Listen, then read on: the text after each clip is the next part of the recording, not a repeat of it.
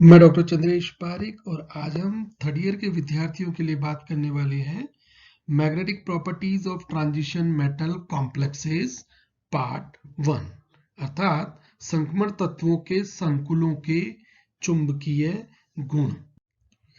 देखिए, जब हमने सीएफटी की बात की थी ना, तो सीएफटी के दौरान ही हमने संकुलों के कुछ चुंबकीय गुणों की भी बात की थी, लेकिन अब हम थोड़ा सा विस्तृत रूप में बात करने वाले हैं कि कुल कितने प्रकार के ऐसे गुण हैं जो जिसका चुंबकत्व के से सीधा सीधा नाता है या चुंबकीय प्रॉपर्टी से जुड़े हुए हैं। तो हम कहते हैं कि इनका क्लासिफिकेशन हम 5 तरह से कर सकते हैं, अर्थात जितने भी संकुल होंगे संक्रमण धातुओं के, क्योंकि हमारे इस चैप्टर का नाम ही यही है कि संक्रमण धातुओं के या तत्वों के चुंबकीय गुण। तो कुल कितने प्रकार के गुण हो सकते हैं, इसका क्लासिफिकेशन हम कहते हैं कि 5 तरह से किया जा सकता है। एक हम कहेंगे डाईमैग्नेटिक सब्सटेंसेस या डाई मैग्नेटिज्म, अर्थात इसको हम हिंदी में अगर कहना चाहें तो हम कहेंगे डाई मैग्नेटिज्म को हमेशा हम कहेंगे प्रतिचुंबकीय। तो जब डाईमैग्नेटिज्म की बात आएगी तो हिंदी में आप क्या कहेंगे, इसे प्रतिचुंबकीय। ठीक है। उसी तरह से दूसरा गुण होता है पैरामैग्नेटिज्म। पैरामैग्नेटिज्म का मतलब होता है अनुचुंबकीय। हिंदी में हम इसे क्या कहेंगे, अनुचुंबकीय। और डाईमैग्नेटिज्म को हम क्या कहेंगे, प्रति चुंबकत्व, क्योंकि हम बात किसकी कर रहे हैं, मैग्नेटिज्म की कर रहे हैं। और ऐसे सब्सटेंस क्या कहलाएंगे, प्रतिचुंबकीय। दूसरा हो गया पैरामैग्नेटिज्म। इसी तरह से तीसरा आएगा फेरोमैग्नेटिज्म। फेरोमैग्नेटिज्म को हिंदी में हम कहेंगे लोह चुंबकत्व, और इस गुण को कहते हैं फेरोमैग्नेटिज्म। चौथी प्रॉपर्टी या चौथा क्लासिफिकेशन कहलाता है फेरी मैग्नेटिज्म। इसे हम कहते हैं लघु लोह चुंबकत्व। ठीक है। इसी तरह से आखिरी जो क्लासिफिकेशन है वो कहलाता है एंटी फेरोमैग्नेटिज्म। एंटी का मतलब ये हुआ प्रति, तो इसे हम हिंदी में क्या कहेंगे, प्रति लोह चुंबकत्व। तो इस तरह से जितने भी संकर धातुओं के जितने संकुल है ना, उनको हमने कहा कि उनके चुंबकीय आधार पर हमने 5 तरह से उनको डिवाइड किया है। अर्थात जितने भी कॉम्प्लेक्सेस होंगे वो 5 तरह से चुंबकीय गुण रखेंगे। एक हमने कहा डाईमैग्नेटिक सब्सटेंसेस, ये था डाईमैग्नेटिक। फिर से अगर बात करें तो इसे हम कहेंगे प्रतिचुंबकत्व। एक हुआ पैरामैग्नेटिज्म, हिंदी में इसे कहेंगे अनुचुंबकत्व, और ऐसे पदार्थों को कहेंगे अनुचुंबकीय पदार्थ या संकुल। तीसरा होता है फेरोमैग्नेटिज्म। फेरोमैग्नेटिज्म अर्थात लोह चुंबकत्व, और ऐसे पदार्थों को कहेंगे लोह चुंबकीय पदार्थ। और एक हुआ फेरी मैग्नेटिज्म अर्थात लघु लोह चुंबकत्व, और ऐसे पदार्थों को जिसमें लघु लोह चुंबकत्व होता है उन्हें हम कहेंगे फेरी मैग्नेटिज्म। और आखिरी जो क्लासिफिकेशन है वो हुआ एंटी फेरोमैग्नेटिज्म अर्थात प्रतिलोह चुंबकत्व, अर्थात ऐसे पदार्थ जिसमें प्रतिलोह चुंबकत्व पाया जाता है उन्हें हम कहेंगे प्रतिलोह चुंबकीय पदार्थ। देखिए, जब हम क्लासिफिकेशन की बात करेंगे या चुंबकीय गुणों की बात करते हैं ना, तो पहला प्रश्न यही आता है कि ये मैग्नेटिज्म, हाँ, ये चुंबकीय गुण क्या है। तो आपको ये पता होगा कि जब भी आप कोई एक मैग्नेट लेते हैं तो मैग्नेट को आप अगर फ्रीली जब भी एयर में लटकाएंगे तो उस कंडीशन में क्या होता है, इसको अगर ये मैग्नेट है तो आपको पता ही होगा कि इसकी दो पोल होती है, नॉर्थ पोल और साउथ पोल। अब इस मैग्नेट को अगर फ्रीली हम किसी डोरी से लटकाएं तो क्या होता है, ये अर्थ में एक पर्टिकुलर डायरेक्शन में स्थिर हो जाता है। इसका एक साइड जो दक्षिण दिशा की तरफ होगा ना अर्थ की हमारी, वो होगा नॉर्थ पोल, और दूसरा जो उत्तर दिशा की तरफ स्वयं को व्यवस्थित करता है पोल, वो होता है साउथ पोल। तो इस तरह से ये जो बेस है मैग्नेटिज्म का, ये आखिरकार क्या है, हमें इसे थोड़ा सा समझना होगा। देखो, आखिरकार जब बात करते हैं ना चुंबकत्व की, तो चुंबकत्व का जो मूल कारण है वो होता है movement of an electric charge. यानी कि जब भी कोई इलेक्ट्रिक चार्ज का मूवमेंट होगा, जिसे हम इलेक्ट्रिक करंट कहते हैं, तो हमेशा एक मैग्नेटिक फील्ड उत्पन्न होगा ही होगा। यानी कि यूं भी कह सकते हैं कि अगर कोई चार्ज बॉडी है तो उस चार्ज बॉडी के मूवमेंट से, देखिएगा मूवमेंट बहुत जरूरी है, उसके मूवमेंट से चुंबकत्व उत्पन्न होता है।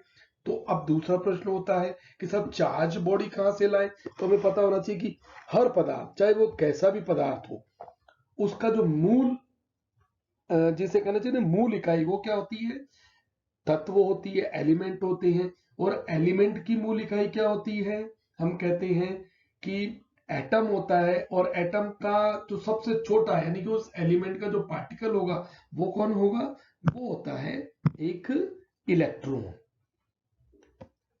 और इलेक्ट्रॉन सभी एलिमेंट्स में होता है। तो इसका मतलब क्या रहा, अगर इलेक्ट्रॉन अगर सारे पदार्थों में है, जैसा होता ही है, तो चुंबकत्व भी क्या होगा, सबकी एक बेसिक, हमें कहना चाहिए कि एक कैरेक्टरिस्टिक प्रॉपर्टी होगा हर एलिमेंट की। अब अगर हम एटम की बात करें तो ये देखिएगा इस डायग्राम में क्या है कि एक एटम कैसा होता है कि एक न्यूक्लियस है, और इस न्यूक्लियस के सेंटर, इस एक एटम है, एटम के सेंटर में न्यूक्लियस है, और न्यूक्लियस की हमें पता है कि चार्ज होता है प्लस। इसी तरह से एक होता है हमारे सामने इलेक्ट्रॉन, और वो भी लगातार गति करता है। लेकिन इलेक्ट्रॉन की दो तरह की गति, देखिए इलेक्ट्रॉन के ऊपर तो चार्ज कौन सा होगा, इलेक्ट्रॉन के ऊपर चार्ज होगा माइनस का, और न्यूक्लियस के ऊपर चार्ज होगा प्लस का। अब अगर दो बॉडी है तो इन दोनों से ही क्या होने वाला है, करंट उत्पन्न होगा, या मैग्नेटिक, जिसे चुंबकत्व उत्पन्न होगा। तो इसी वजह से हम कहते हैं कि एटम क्या होता है, हमेशा इलेक्ट्रॉन की वजह से एक चुंबकत्व का गुण सदैव रखता है।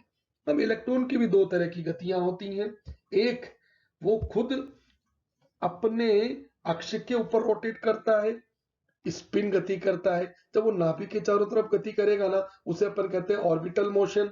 एक तो गति हुई ऐसी, तो इससे जो चुंबकत्व उत्पन्न होता है, जिसे हम मोमेंटम भी कहेंगे, वो होता है ऑर्बिटल एंगुलर मोमेंटम। और दूसरा, अगर उसकी गति स्पिन तरह की है, यानी कि अपने ही अक्ष पर वो अगर घूम रहा है, तब क्या होगा, ऐसे में वो जो मोमेंटम रखेगा वो होगा स्पिन एंगुलर मोमेंटम। तो इलेक्ट्रॉन की दो तरह की गतियां हो गई, तो हम कहेंगे उसके दो तरह के ही आघूर्ण होंगे।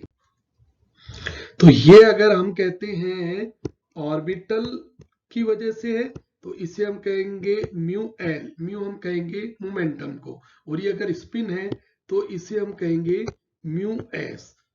तो एक एटम के लिए टोटल कितना हो जाएगा चुंबकीय गुण या मैग्नेटिक मोमेंट, हम कहेंगे कि mu T becomes equals to mu L plus mu S.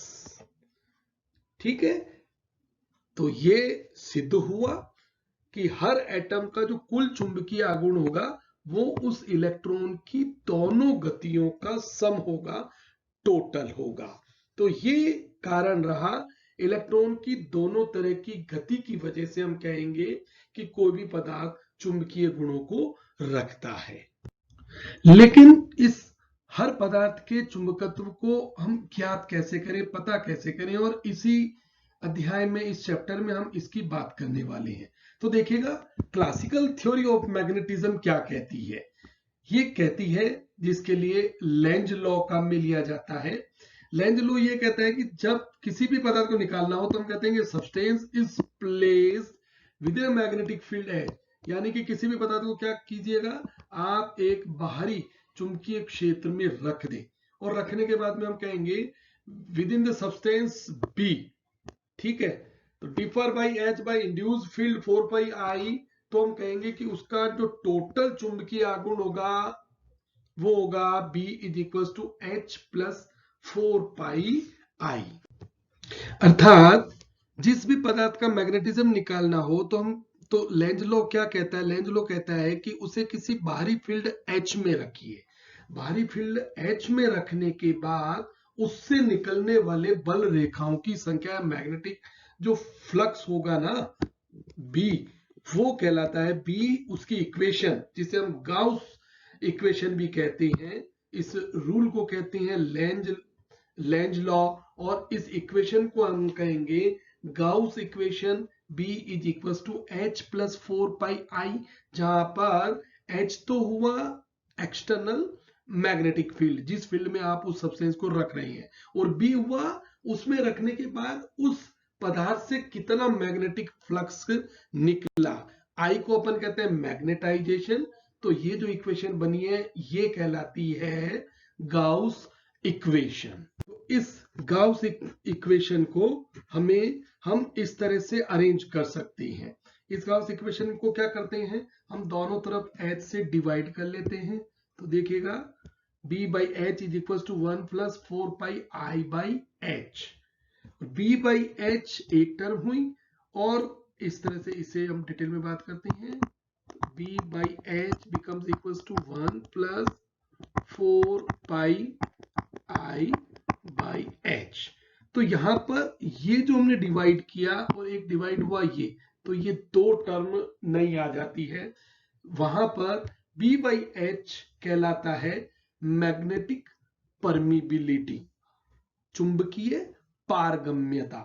तो हमेशा ध्यान रखिएगा B बाई H, जहां पर H क्या है, एक्सटर्नल फील्ड है, और B क्या है, उस सब्सटेंस से निकलने वाली बल रेखाओं की संख्या, मैग्नेटिक फ्लक्स। कब, जबकि हमने उस सब्सटेंस को एक एक्सटर्नल मैग्नेटिक फील्ड में रखा है। ये कहलाता है मैग्नेटिक परमिबिलिटी, और इसे हम किससे सिम्बलाइज करेंगे, इसे हम इस तरह के P से सिम्बलाइज करते हैं।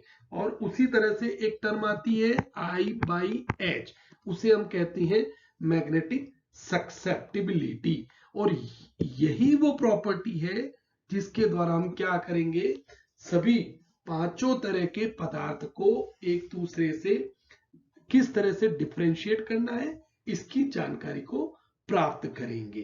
तो ये इक्वेशन किस तरह की हुई, ये हुई है कुछ ऐसी, P is equal to 1 plus 4 pi, और ये बना है कुछ ऐसा सक्सेप्टिबिलिटी, इसे हम काई कहते हैं, CHI, ठीक है। तो ये जो इक्वेशन बनी P is equal to 1 plus 4 pi chi, ये बहुत काम की इक्वेशन है, और बार बार जैसे जैसे हम आगे जाएंगे इस इक्वेशन को यूज में लेते जाएंगे, और हर तरह के सब्सटेंस के लिए, चाहे वो पैरामैग्नेटिक होगा, चाहे वो डायमैग्नेटिक होगा, फेरो होगा, फेरी होगा, या एंटी फेरो होगा, उसको हम मैग्नेटिक सक्सेप्टिबिलिटी यानी कि चुंबकीय प्रवृत्ति, हिंदी में मैग्नेटिक सक्सेप्टिबिलिटी को हम चुंबकीय प्रवृत्ति भी कहते हैं, उसके आधार पर, और परमिबिलिटी P के आधार पर डिफाइन करेंगे।